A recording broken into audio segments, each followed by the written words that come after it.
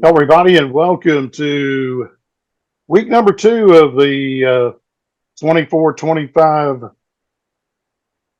uh, Cover 4 podcast. As Randy Gibson and we've been busy all week, and then we've had some technical issues, so I've had to resort to using my phone to get me on the air. And so, Randy, it's Friday because of bunch of stuff that both of us have been going on with. So it means game day. And Tahlequah Tigers, after winning 40-12 last week at Tulsa East Central, they're home tonight. They take on the Sapulpa Chieftains out of 6A2, and we'll find out how the Tigers, if they can go to 2-0 on the season. That would be so exciting. A great way to start the season. You know, the one of the biggest things I miss about being back home in Tahlequah, Jim, is the first football game of the season for the Tigers. And it's going to be a packed house up at Doc Wadley Stadium. Oh, yeah, it will be packed tonight. There's no doubt about that, as they'll be home to take on Sapulpa, and then next week they got to make that little trek over to Wagner and face Dale Condit and the Wagner Bulldogs, and then we'll really find out how the Tigers are. Let's hope they can cruise into Wagner 2-0. That would be a nice boost. Yeah, it would. That would be nice if they could do that. Remainder of the schedule, as far as the teams around here, it'll be Sequoia going over to Prairie Grove. They're taking on the Prairie Grove Tigers tonight. That's the season opener for the Indians. Keys goes down to Gore to take on the Pirates. And then Hulbert, they're home tonight. They're the only one of the other three teams that are home. They will take on Caney Valley tonight over in Hulbert. So we'll see how they do. Hope they do. As everybody else, everybody else starts the season tonight. Yeah, they hope the riders can kind of pull it together. They desperately need a number in the win column. Yeah, they do. They would. It would help if they could get into the win column, and they've had some hard luck the last few years. Hopefully, the riders can get a win or two this coming season, so kind of get things back on track over there. I'd like to see. Well, Northeastern, they played at home last week, had a 31-14 lead and let it get away, lost to Missouri Western 33-31, and now they have to go on the road. They're getting ready to head to Warrensburg as they take on the Mules, and hopefully the Redmen can go to 1-1 come tomorrow night up in central Missouri. Hope so. Northeastern, they kind of had their share of tough luck the last 2 years too, and was so in hopes they were going to pull that one out last week. But it's just one of those games where I describe it as snatching defeat from the jaws of victory. Yep, that's exactly right. So hopefully they can go to 1-1 on the season, and Darren Shiverini can get his first win as the head coach of the Redmen. Well, how about your Sooners? Sooners are going to take on a Big 12 foe, but one of the new ones. Houston Cougars are coming to North. Yeah, well, they're not really new new for you, but they're not one of the four new ones, which not one of the four new ones are Arizona, Arizona State, Utah, and Colorado. But you see, last year. Yeah, that's true. But Sooners had recently played them on a home and home thing, and anyway, since that was the case, Sooners picked up Cincinnati and BYU instead. So now they're going to get to play the Cougars again, and this time it's not going to be two Big 12 teams facing off. It's going to be SEC and Big 12. But the thing that's got me excited, Jim, is it's the Sooners' first game on the SEC network. Yeah, but there's a small problem right now. Yeah. There's a feud between Disney, which owns ESPN, and SEC Network and the ACC Network, and DirecTV. And right now, there's going to be a lot of Sooner faithful is going to be mad because you can't get anything right now. Oh, And it's been like that since Sunday night. Started the season pretty much. Yeah. Yeah. Uh, They blacked it out. They blacked it out right before kickoff between LSU and USC. that was just cruel. That's cruel and unusual punishment for the football faithful, Jim. Luckily, Yeah, it is. So I'll get to see it. I will not go to Dish. I put up with it out at Cherokee Trails a number of years ago. I mean, I looked at, I was listening to, I have Sirius XM in my car, and one of the channels is the PGA Tour, and there's a call-in show from 11 to 1 our time here, be 10 to noon out there. Colt Knost and Drew Stoltz. And the show is called Gravy in the Sleeves. Gravy is Colt Knost, and Sleeves is Drew Stoltz. And they were talking about this, and they were, I think both of them have either investigated it or they have switched to YouTube TV. I've heard that YouTube period. I saw that. And so I looked into it, but there's two channels that I like to watch that they don't have. Well, one of them's Major League Baseball. The other one's the NHL Network. And I think there's another one that's not on there yet. It would be a channel that your brother would be Horse very racing. interested in. Yeah, FanDuel TV. Yeah, that's formerly known as TVG. But your get back to your Sooners. First two games of the Southeastern Conference last week. Arkansas had pitched a shutout. Another team pitched a shutout, and they told the two newbies, "Don't screw this up." I know. Guess what? Your Sooners screwed it up. They let him get that darn field goal late in the game. That was frustrating because I know Coach V wanted that shutout really bad. But hats off to the defense. They were putting in third and fourth string kid that never get to play. 6 takeaways for the Sooner defense. Hadn't done that since 2003. And wow. So defense looks good. Of course, it's a bread and butter game.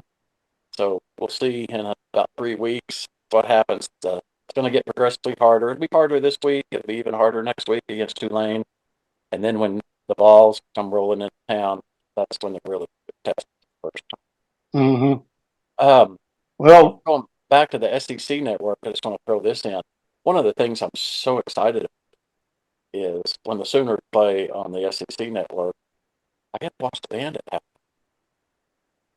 halftime. They show the halftime show. And so that's really going to be a lot of fun for all of the games. The bands in the SEC are just fantastic. Oh, yeah. They are. Guy, so it's fun to watch. I'm excited about that. I'm excited about taking on a Big 12 opponent.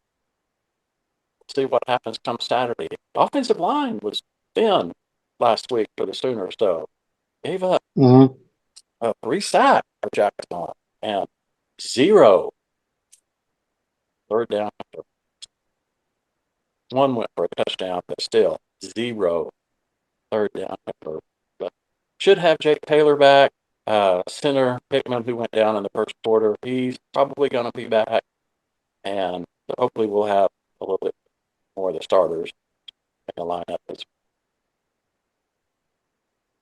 Okay, well, big ball games in Stillwater this week. Arkansas and Oklahoma State. This first time in almost 30 years that Arkansas and the Cowboys have faced each other, and they're facing each other in Stillwater. And that has not been the case. Go all the way back to my time when we lived in Springdale, when Dad was the Pepsi manager over there. Oklahoma State played Arkansas. That was the season opener, but they did not play in Fayetteville. They went all the way to Little Rock and played that. Oh. And Pat Jones came out this past week, talked about that series. And Henry Iba was the athletic director at the time at Oklahoma State. And, of course, Frank Broyles, who I called Lord Frank, was the football coach and the AD at Arkansas. Unbeknownst to a lot of people with Oklahoma State football, they were hurting for money back then, even back in the 60s and 70s. And these were gate games for Oklahoma State for the football program. And I don't know how much Broyles gave Henry Iba to play down there, but they went down there numerous times. I mean, probably, I'm just guessing, probably at least 20 times before Arkansas would come over to Stillwater and play the Cowboys inside Lewis Field back then, now Boone Pickens Stadium. Mm-hmm. So they helped out the Oklahoma State program. It's going to be a good ball game. The running backs for Arkansas against Ollie Gordon. We're going to see how the quarterback for Arkansas does against a 1A opponent. I think he'll do all right. I'm excited for that game. I would really like to see Arkansas and Oklahoma State play pretty much every year. I think it would be a good game for both. They're going to go back to Fayetteville. They play the return game in 27, and then they play 32 and 33 home and home. It's a 4-game contract. Mm-hmm. So that's how they're doing it right now, and they may talk about it more during the ball game. I wouldn't be surprised if Hunter Yurachek and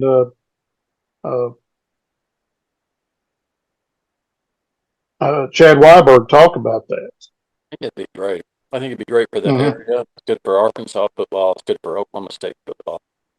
Fun game for that area. I mean, you've got so many OSU fans, especially in the northeast part of Oklahoma, kind of that side. Oh, yeah. Lots and lots of OSU fans. And Fayetteville right across the border, great game. Yeah, Sam talked about it during his press conference this week. There's a lot of people that live, right there on the border, and Oklahomans have come to Bentonville and went to work for Walmart. So, yeah, there's a lot of intertwining between the two. So, yeah, I would really like to see it would be good, to see that series kind of pick back up again after they used to play, like say, a long time. They would play OSU in the opener at War Memorial, and then the second game was Tulsa in Fayetteville. And used to, Arkansas had to play 3 in Little Rock and 3 in Fayetteville. But now it's not going to be the case after next year. I think you're going to see everything in Fayetteville. They got to play one more ball game down there. They got Arkansas State next year uh, in September, early September. But I think that might be the last time that Arkansas travels down to Little Rock and plays at War Memorial, because now Razorback Stadium seats right at 25,000 more than War Memorial. Why did they do that Whereas, originally? well, What was the purpose? you go back in the day, War Memorial was bigger than Razorback Stadium. That's number one. Number two, War Memorial had lights, and Arkansas did not have lights until like the late 70s, early 80s, and they brought in the portable lights from Musco a few times, and then they Frank was had enough money to install permanent lights there at Razorback Stadium back in the 80s. So they've had lights there ever since. Plus, the roads are a lot better now around Fayetteville, Yeah, than what they were back then. yeah. It's just so fun to be in the college town of the team you're playing.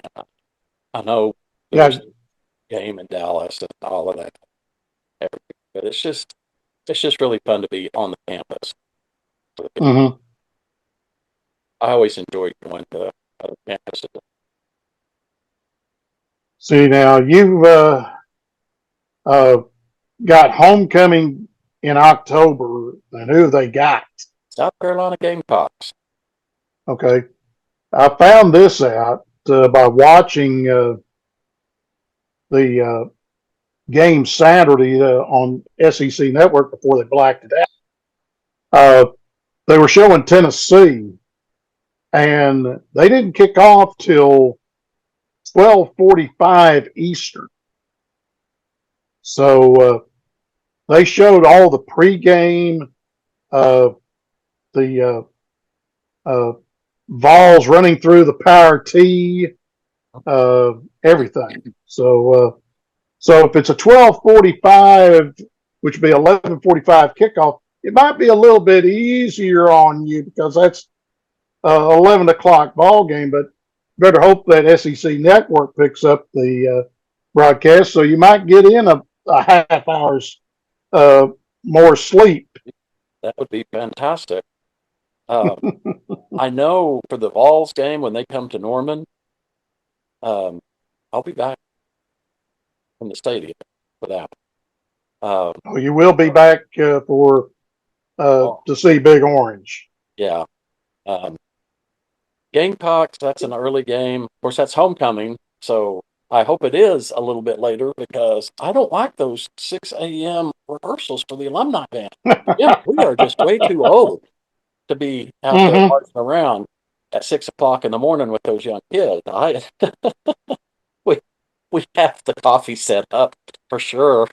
And it's you see a lot of old people who kind of drag around, and the kids, we have fun with them. They like for us to stay up late and do some stuff with them after our rehearsal. When I talked to the kids in the Pride last year, I said, I remember what it was like to you guys. You guys will be up till 1 or 2 in the morning and then up there ready to go at 6 a.m. I said, but guys, we're old. We can't do that anymore. Oh boy, yeah, that's the disadvantages of being becoming old. I Yes. can attest to that. I will Yep. tell you though, I am so excited to be able to see for the first time what I saw last week on television, and that is instead of the OU being taken off the field south to north, they go to the north to play the banner, and then they put the OU in and go south and finish out the tunnel for the team to run through. And that Mm-hmm. was so exciting. That was so fun. And I can't wait to be there. You know, you're talking about alumni bands, you know, having to get up early. Uh, the alumni band for Ohio State has to get up early whenever they do their homecoming, and they march out, and heck, they've got as many people marching with the alumni band as they do uh, the band known as the best damn band in the land. They sure do. The Ohio State, and it pains me to say this, but I will tell you, the Ohio State Alumni Band is the band that we as an alumni band organization at Oklahoma look to for the example. Mm-hmm. They're the ones. They're the ones that we want mapped. And they, gosh, Jim, they probably have 300, sometimes more than 300 people Yes. in that alumni Mm-hmm. band. That is our goal. We've got roughly 6 weeks to go, and we've got 158 so far. We're just over halfway. We're pushing pretty hard Yeah. right now because we want 300. We tell everybody this is kind of getting into some band technical stuff, but in order for us to make a clean interlocking OU like the crowd loves for us to do, we have to have a minimum of 250 marks. Yeah. And Yeah. we haven't had that for a couple of years. One year we had to make the old style 70s OU that's kind of, it doesn't interlock, it comes out of the O, and it almost look, we call it the OJ, Mm-hmm. what we call Mm-hmm. it. And we had to do that. Last year, numbers were down and we could only get into the O. Mm. This year, we're pushing hard because we want that interlocking OU for the first SEC. We've kind of taken it upon ourselves because the SEC band programs, all of them, and the alumni band programs, so darn good. We're like challenging our members. Hey, we got some catching up here. We got to get on the stick if we're going to compete with the other guys around the southeast. Mm-hmm. Yeah. Arkansas, their alumni band is it's about like where you're at. They they need some of their younger alums to come back to Fayetteville and play with the band of Sight and Sound, which is the Arkansas band, and they come out about 350 strong. They're in Fayetteville, uh, and when OU plays Arkansas, you'll have to get your ticket. You I will will. have to sit in the northeast corner with the visitors between the goal line and the end line, and you get to see Arkansas march out, and you get to see the Block A, I where the I am so excited for that day. I have never been to a game in Fayetteville. mm-hmm, I I've seen the Arkansas band perform, but that was at the bowl game. Never played in right, '86 right, down in Florida. I went, but I've never. And I saw him when we played at the Cotton Bowl back in around 2001. but it's not like Razorback Stadium. No, I want to experience calling of the Hawk Mm-hmm. in Fayetteville, That's in the stadium. that is, and uh, the Texas people, they saw it 2 years ago. They get to see it November 16th when they come to Fayetteville. Mhm. But yeah, it's something else. I'm just waiting for email next week. Hopefully, I get to work So the good friend, UAB game. good friend of mine Get from me Southpaw, get back started up.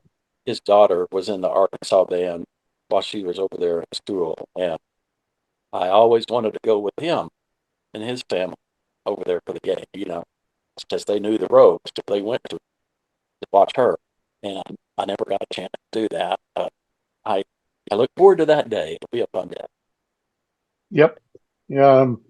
I can't wait to see Jimmy Dykes, who does the basketball color commentating for ESPN and SEC Network. His daughter, Kennedy, she is now a cheerleader at Tennessee, and him and his wife Tiffany went to Knoxville last Saturday. So I'm going to ask him, say, hey, uh, what was it like to see Kennedy running through the Power T? Number one, and number two, both of you are Arkansas alums, and to use title song from country music singer Megan Maroney, they're having to wear Tennessee orange. I was going to say, I can tell them what to do. The same thing my daughter Aurora did for the Oklahoma BYU game last year. Dress half and half. Mm-hmm. She was red Mm-hmm. on the bottom half with a skirt and her Oklahoma tennis shoes, her OU tennis shoes, and Mm-hmm. blue, BYU royal blue from the waist up with her scarf Mm-hmm. and her hat and her jacket and everything. So she was a perfect. She Mm-hmm. looked like an American flag, actually. She was going in, but she did get a lot of smiles and a lot of laughs. Like, what? You couldn't decide who to root for? Yeah, that's true. That is true. Well, I think we've covered about everything this Uh, week. yeah, for the four teams, I want to get your thoughts on the other big one, game day and big noon. Going to be in Ann Arbor Yeah, for Texas. both of them at Ann Arbor. I will take the boys from the 40 acres, and I think Me too. it may be a thrashing. I have to wonder if we won't see Arch Manning at some point. Oh, I think we'll see him at some point. I just think, man, I'll tell you, I was just so impressed, and boy, that's painful to say, but I I was so impressed with Texas last week and with Arch. He's going to be a very, very good player. Fun to watch. I love him playing against. He wears number 16, and which his grandpa was Archie Manning, played at Ole Miss. Uh, his number is retired, and you see it when you drive through campus because the speed limit is 18 miles an hour. That reason. I'm kind of surprised they didn't pull it out of retirement for him. Where it, see, Peyton is at, Peyton played for Tennessee. Mm-hmm. Eli played at Ole Miss, but he wore number 10. Oh, he wore number 10. Okay, Ole Miss. Yeah. Yeah. So I don't know if you knew this or not, but this is kind of funny. Picture showed up of viewers, and I'm glad you're sitting down because you're not going to believe this. Picture showed up of viewers in a red OU cap, ball cap. Well, come to find out, his girlfriend goes to OU. So you. Mm-hmm. So he was doing that for her, but he kind of looked like it pained him. The look on his face was like, "Oh, this is hard. Yes. I'm going to do it for you." Yeah. But it was fun. It makes college football fun. That's why I love the. Oh yeah. So much. Yes, very much so.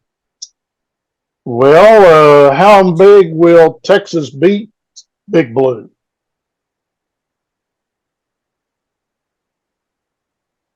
What do you think the score will be?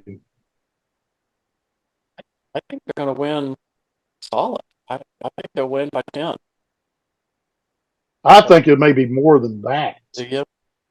Yeah, it may be 17-21. Michigan is not as strong as they were last year. No, they're not. Plus Harbaugh's gone. Even though the guy who was the replacement coach is the head coach, but they lost a lot of folks. That wouldn't surprise me if Texas won by 17 plus. Yeah. Didn't surprise me a bit. The only reason I was conservative and pulled it back to 10 was because they're in Michigan. Yeah, plays. Yeah, they are in Michigan, right? They were in Austin But I'm kind of, most of it. yeah, I'm. Well, I have to look and see when the return trip down to Austin will be. I Well, don't know. I'll find out if I work the game against Texas. I got somebody that can tell me, and that's Craig Way. I can tell you probably not next year because they're going part way. They'll be in Norman next year. Hmm. Yeah, Second game. right. Yeah. So Big Blue comes to Norman next year. Yep. And Notre Dame comes to Arkansas next year. They're good.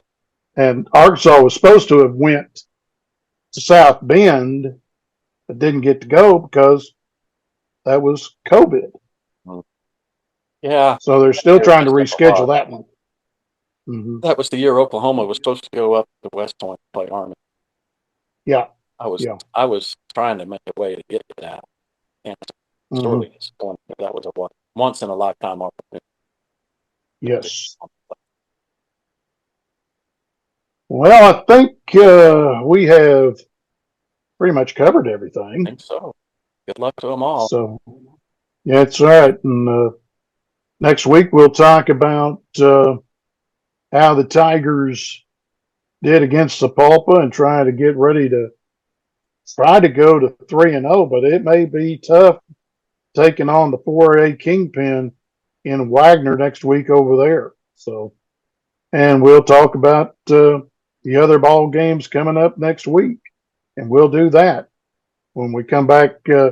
Hopefully, we can take this thing on Tuesday next week, and we can get everything back in order because this week everything was kind of in shambles.